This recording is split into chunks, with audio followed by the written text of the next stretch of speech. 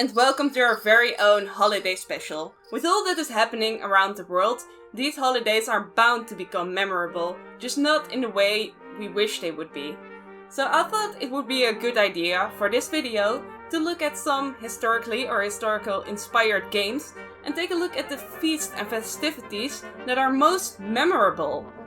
I've arranged this list in no particular order, but I must admit I put my own favorite one in spot number 1.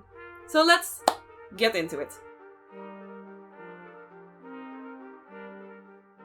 First of all, we have the game Citizens of Rome, a game that came out in 2019, and in this game you play as a dynasty, steadily climbing up the social ladder until you reach the top of ancient Roman society. And one major way of achieving this is to attend feasts and festivals.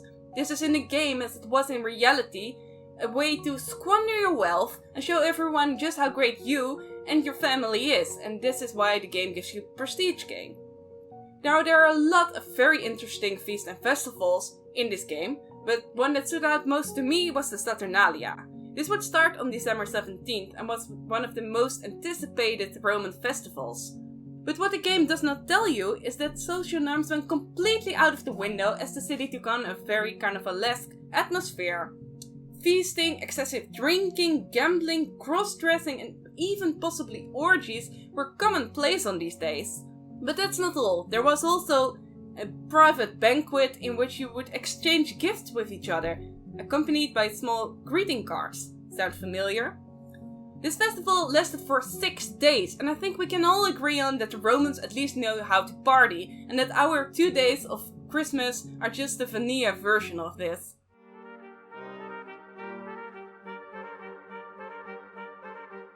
This year's game, Crusader Kings 3, was a huge success, and that's also why it appears on our Games of the Year list. Within this grand strategy game, you can play as a ruler who tries to develop regions, expand your territory, manage your economy, or whatever you set your goal for yourself. Because there are just so many possibilities. One of the things you can do in this game is party like a royal. You can throw a party if you have enough money, or get lucky and be invited to one. When you start this event, people will visit your court and you get a chance to interact with them. Make friends, become enemies with people, or get or give dirt on them to use later on. This is a good way to build a relationship with your vassals who normally just sit around in their own castles. Just remember that when you have a shy ruler, they actually will gain stress by having too many people around them on such feasts. When you give multiple feasts in your lifetime, you will receive eager, famous and finally legendary reveler status, increasing your diplomacy points and basically making everybody love you.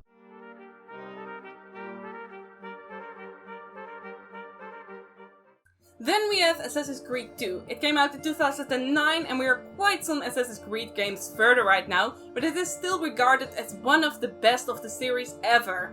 This action-adventure game lets you play as the ancestor of Desmond, in this case the Italian Ezio Auditore da Firenze, in a late 15th century setting. In one of the missions you get to discover the Venetian Carnival. Ezio puts on his golden mask and you walk towards the festivities.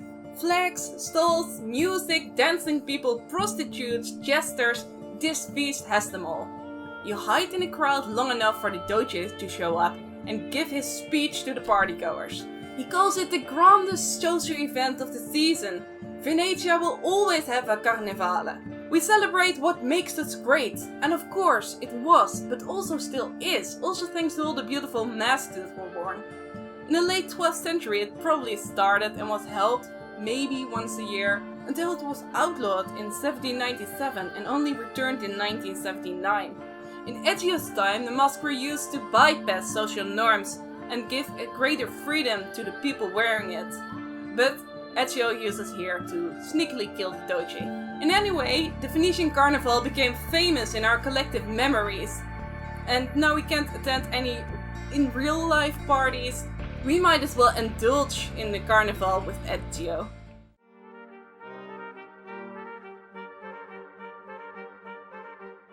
The game Estes is set, as you can imagine, in the Aztec Empire. The side-scrolling brawler, turn-based strategy game, takes place prior to the Spanish invasion and lets you play as Tototl, an immortal dark priest of Nahuatl. In practice, you are basically beating up people with your weapon with the final intent of sacrificing them to your gods, which fills up a blood meter that lets you do special moves.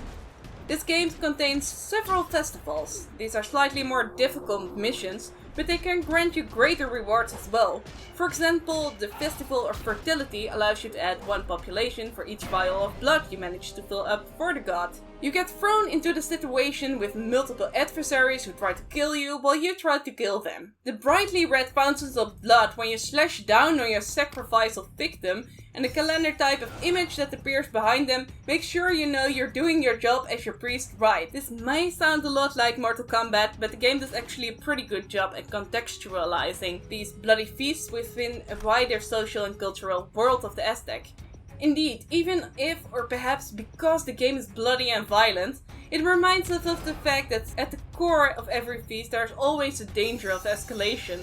So one small upshot during these social distancing holidays is that we can leave the ritual daggers at home.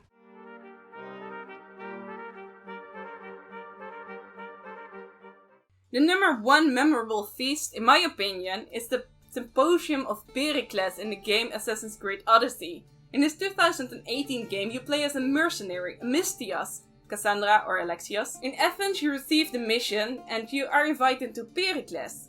Here you dress in a more fitting outfit, no weapons allowed, and then you talk to Herodotus, the father of history. He explains that at the Symposium, the group of people there hold a lot of power. Sophocles and Euripides, 2 famous tragic poets of ancient Greece, and Aristophanes, are locked in some kind of intellectual struggle. And this is of course what was probably happening on the historical symposia as well. People, well, men for the most part, would recite poetry, play games, and would discuss a multitude of topics. Usually philosophical, maybe even too philosophical. It was a way for rich families to debate, plot, and put their wealth on display. Men would recline on couches and wine would be served, of course diluted with water. We're not barbarians here.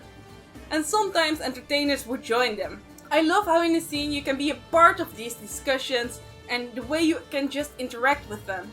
But the absolute cherry on top for me is a very drunk Alcibiades, who is somehow involved with a code. Cassandra or Alexios hears some weird noises, a door opens and suddenly a goat runs out who apparently likes to watch. This recipe of historical figures, the conversation, the atmosphere of the symposium make this a very memorable scene that I enjoyed thoroughly. Well, there you have it, my list of memorable feasts. What do you think is the most memorable feast you have seen in a video game? What would you like to put on such list? Please let me know in the comments.